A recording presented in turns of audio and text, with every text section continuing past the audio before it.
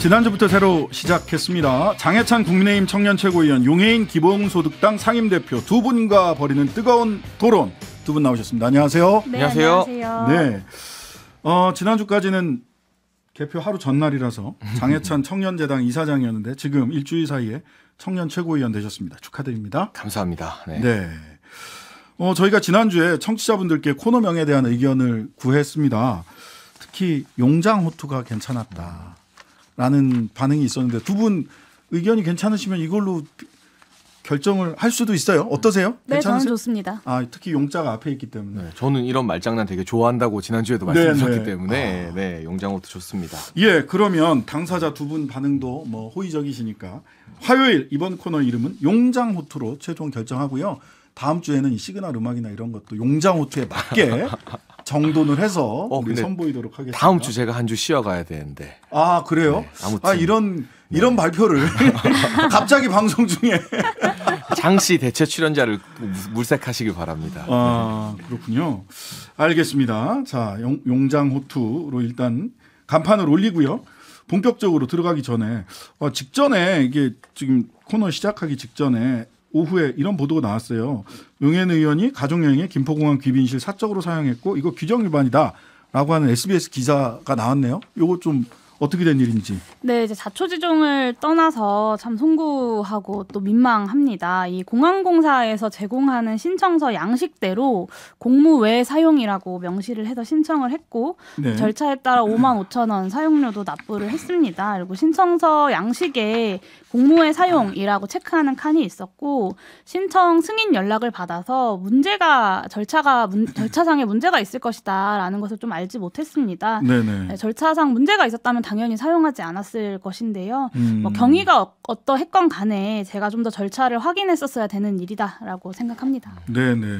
공항공사 관계자는 당일 의전 대상이 많아 관리에 미흡한 부분이 있었다. 뭐 이렇게 얘기를 했네요. 그러니까 가족과 함께 사용한 부분을 가지고 이게 SBS에서 보도가 있었던 걸로 보입니다. 자, 그럼 이제 본론으로 들어가겠습니다. 오늘 장해찬 청년 최고위원께서 준비한 주제는 국민의힘 신임 지도부 얘기입니다. 주요 당직 인선. 어제 뭐 관련해서 이런저런 얘기들이 있었는데 연대 포용 탕평, 연포탕이 아니라 윤포탕 내지는 윤포탕도 아니다. 사실은 장제원 쪽 아니냐, 장제원 의원 쪽 장포탕 아니냐, 뭐 이런 비판도 나왔습니다. 친윤 인사들이 핵심 특히 공천 라인을 다 장악했다. 이런 평이 나오거든요. 지도부로서 어떻게?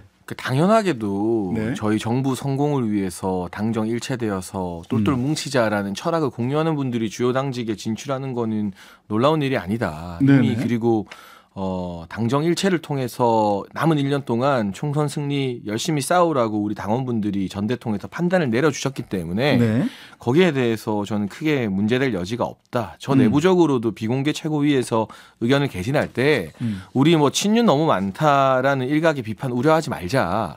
철저하게 실무 능력 위주로 대표님 편하게 인선하시라라는 의견을 제가 드린 바 있고요. 네네. 다만 지명직 최고위원으로 강대식 의원이 임명됐잖아요. 근데 뭐 여기에 대해서 유승민계라는 정치권의 오랜 평가가 있는데 저는 사실 2달 동안 열심히 선거에서 최고위원 된 사람으로서 지명직 최고라는 자리가 가주는 무게감에 관심이 굉장히 많았습니다. 저뿐만 아니라 다른 최고위원들도 죽어라고 선거에서 최고위원 됐는데 그럼 지명직 최고 당연히 관심 많지 않겠습니까? 저희가 똑같은 의결권을 가지는 최고위원이 되는 건데 그런데 그 자리에 지난 대선 경선 과정에서 유승민 전 대표 지지했던 강대식 의원을 이 김기현 대표가 주말 동안 설득해서 임명을 했다는 것 자체가 사실은 굉장히 큰 듬직한 낙지를 연포탕에 넣은 셈이다. 저는 이것만으로도 역대 어느 지도부에서 뭐 개파 안배 탕평 이야기하면서 이 지명직 최고라는 무게감 있는 자리에 지역 안배를 한 경우는 있어도 이렇게 유승민 전 의원 지금도 정부와 대통령실을 향해서 연일 날카로운 말 쏟아내고 있잖아요. 그분과 어쨌거나 지금은 아니더라도 함께 했던 분을 임명한 것 자체는 탕평의 의사가 크게 드러나는 것 아닌가 하는 이야기를 좀 드리고 싶습니다. 탕평 의사는 있지만 또 뭐 그렇게 뭐 연포탕에 대한 비판, 그 제대로 못했다는 비판을 두려워할 필요도 없다. 뭐 이런 평평의 의사는 있다.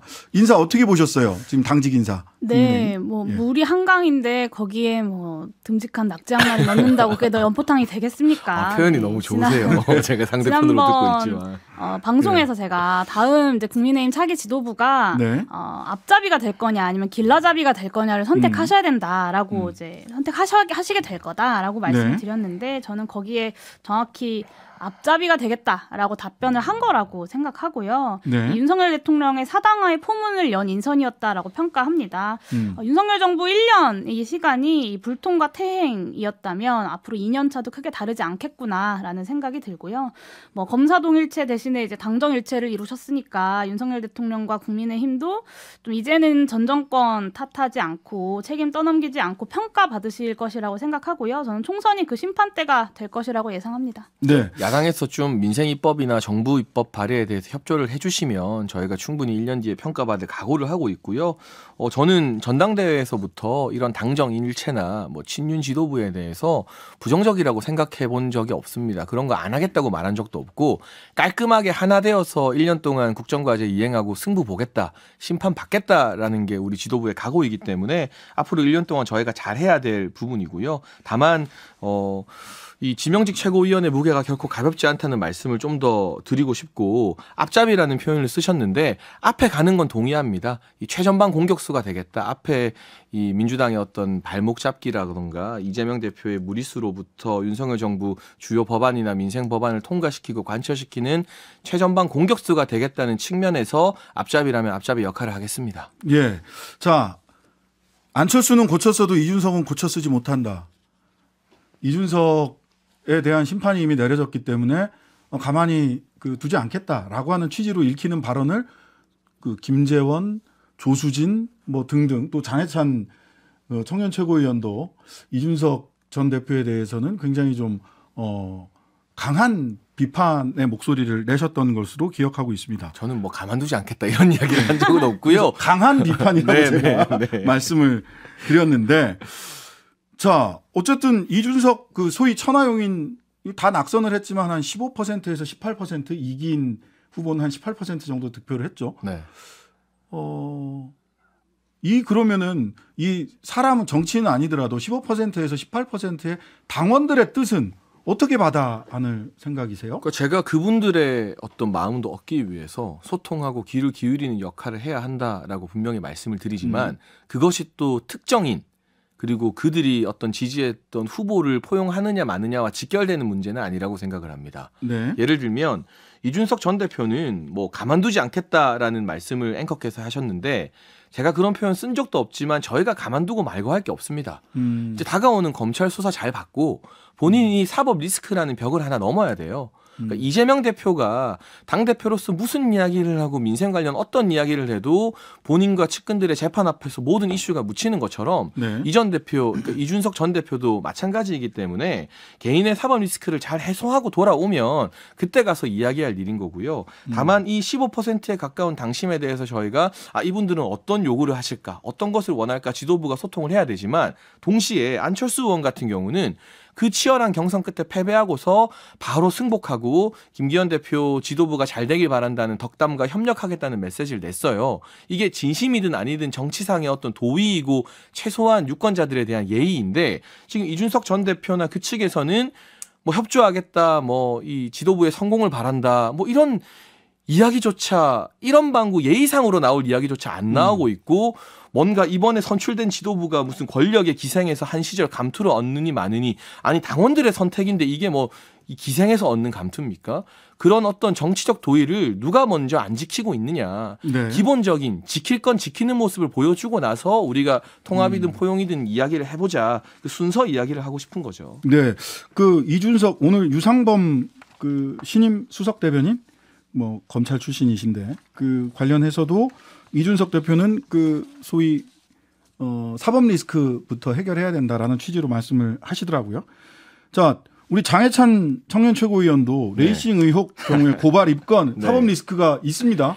사법 리스크 맞습니까? 사법 어떻습니까? 리스크라는 건 경찰에서 최소한 기소 의견으로 송치를 해야 가능한 거고요. 입건이라는 건 누구나 고발을 하면 다 입건됩니다. 네, 기본적으로 맞습니다. 이제 이 단순한 절차이고 저와 관련해서는 어떠한 뭐 증거, 진술, 사진, 자료 등이 전무한 상황에서 이건 괴롭히기 고발이고 제가 대선 때도 이재명 대표에게 지선 때도 이재명 대표에게 직접 고발당해서 결국 다 무혐의 종결됐지만 일종의 이제 훈장이 됐거든요. 뭐 자동차 동호와에 관련된 건 젊을 때 제가 뭐 재밌게 참 다이나믹하게 잘 살았어요. 자유분방하게. 네. 근데 그러다가 불법적인 부분 안 문제 일으키고 정치하는 게 아무 문제가 안 된다고 생각하기 때문에 빠른 시일 안에 무혐의 종결될 거라고 확신합니다. 네. 뭐 용 의원님 뭐 논평하실 거 있으세요? 네. 두 가지 답변하셨는데. 사실 한 대 때려놓고 협조하겠다고 말 안 한다고 도의를 따지는 건 저는 이렇게 오히려 그게 도의에 맞지 않는 일이다. 이준석 네. 대표를 한 대 때려놓고 왜 협조 안 하느냐고 얘기하는 거는 협조하겠다고 얘기하지 네. 않는다라는 이유로 정치적 도의 운운하는 건 저는 오히려 그게 도의가 아니라고 네, 생각하고요. 윤석열 대통령이 줄 세우는 사람이지 누군가를 품는 사람이 아니라는 거는 국민들께서 이미 다 알고 계시다라고 생각합니다. 그리고 당내 선거 개입에서도 우리가 거슬리면 어떻게 되는지를 또 잘 보지 않았습니까? 나경원 네. 전 원내대표, 유승민 전 의원, 뭐 안철수 후보까지 그 결과가 뭐였냐? 윤핵관 5월 나띵이었다라고 평가하고요. 뭐 여러 여론조사들에서 중도층을 분석을 해보면 중도층에서는 야당 지지가 높게 나옵니다. 그러니까 네. 윤석열 정권이 잘못하고 있다고 중도층에서는 생각을 하는 거고 최근에 윤석열 대통령 지지가 조금 올라갔던 것도 대부분이 어떤 노조 때리기라는 단발성 쇼맨십 때문이었기 때문에 오래가지 못할 거라고 봅니다. 그래서 저는 이런 부분에 대해서 여당과 대통령실이 좀 경각심을 가져야 된다라고 이제 말씀드리고 싶고요. 네. 그리고 뭐 레이싱 의혹 관련돼서 뭐 제가 굳이 말 못하고 싶지도 않은 논란이긴 합니다만 뭐 지난번 방송 마치면서 이제 장례찬 최고위원께서 마지막에 이제 목동 방심이 찾아가서 정현주 방심위원장부터 불러내겠다라고 이제 엄포를 놓으셨어요. 하셨는지 좀 곧 갈 거예요. 궁금한데. 네.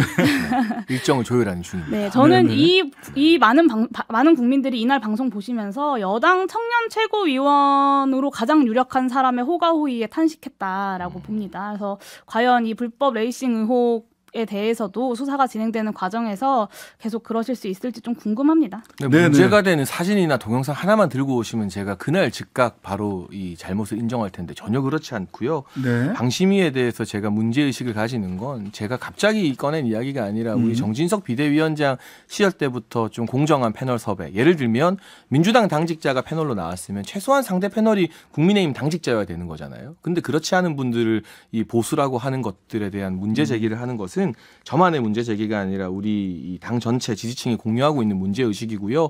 제가 뭐 다른 건 다 용해인 의원님 비판하실 수 있는 부분인데 노조 때리기 단발적 쇼맨십이다 아닙니다. 제 공약 중에 하나가 민주노총 해체이고 최근에 대공수사로 여러 가지 간첩 혐의 등이 발생을 많이 하고 있기 때문에 단발적이 아니라 앞으로 남은 4년 내내 노조 열심히 때리겠다라는 각오의 말씀도 같이 네, 드립니다. 때리는 건 좋은데요. 노조는 해체시킬 수가 없어요. 예, 반헌법적 법상으로 기관일 경우에는 반헌법 기관은 그것도 어떻게 불가능합니다. 해체에 해체를 준하는 시킵니까? 수준의 어떤 네. 행정 조치나 하여튼간에 법적 해보세요. 조치는 할 수 있는 네. 거죠. 해보세요. 저는 노조를 그렇게 뒤잡듯이 때려잡았던 정권들의 말로가 어떠했는지를 한번 공부해 보셨으면 간첩만 좋겠습니다. 잡아도 민주노총 지도부는 다 해산될 것 같아요. 네, 알겠습니다. 그러니까 민주노총 지도부가 간첩 혐의가 있으면 잡아야죠. 근데 노조를 해체할 수는 없다라는 말씀을 민노총 지도부에 법률상으로 대한, 말씀드리는 네. 거고요.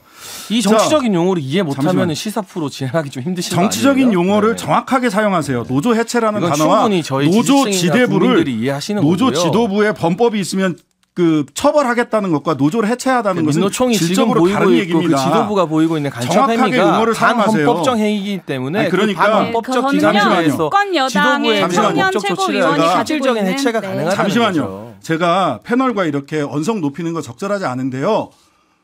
용어를 정확하게 사용하지 그러니까 제 정치적 않으시고 용어에 대해서 법률적으로 이게 정치적 해석이 가능하냐 아니냐 말하실 거면 패널을 하세요. 아니 누가 상대쪽에 그런 오셔서. 얘기를 하셨습니까? 네. 노조 해체라는 말 자체가 가지고 있는 그의 의미에 함이 대해서 말씀을 거기에 드리는 담긴 겁니다. 정치적 저는 의미를 전 장례찬 주장하는 그러면 거죠. 정치적 해석이라고 아니, 저기 말씀하고 앉으시라니까요. 하세요. 저기 앉으세요. 네. 장례찬 무슨 최고위원께서 집권여당 최고위원의 발언이 얼마나 무게를 가지는지를 한번 생각해 보시면 좋겠습니다. 용해인 의원보다 죄송하고요. 제가 더 잘 알 겁니다. 잠시만요. 네. 예, 그 저도 목소리 높여서 죄송하고요. 다만 용어는 서로 간에 그럼 정확하게 사용합시다. 그렇게 얘기하시는 걸로 네, 하고요. 정치적 예. 의미가 담긴 이 공약이었다라고 그렇죠. 가름하겠습니다. 정치적 의미, 법적으로는 쉽지 않다라는 말씀을 드린 거고요. 저는 자, 그 용해인 의원이 갖고 오신 얘기가 그 정부의 강제동원 제3자 해법 대통령실에서는 미래를 위한 결단이라고 강조합니다만 야당에서는 반발이 커지고 있습니다. 요 관련해서 이거 철회해야 된다 이런 말씀하셨어요? 네, 철회는 물론이고요. 윤석열 대통령께서 직접 강제동원 피해자들한테 사과하셔야 된다라고 생각합니다. 주호영 원내대표가 이게 이 윤석열 정부의 해법이 1965년 한일 청구권 협정과 대법 판결을 모두 충족할 수 있는 방안이라고 말씀하셨는데 저는 판사 출신인 주호영 원내대표가 도대체 대법원 판결문을 읽어보신 건지 의문입니다. 이 대법원 판결의 핵심은요. 강제동원 피해자에 대한 배상 청구권이 65년 한일 청구권 협정에 포함되지 않는다라는 얘기였어요.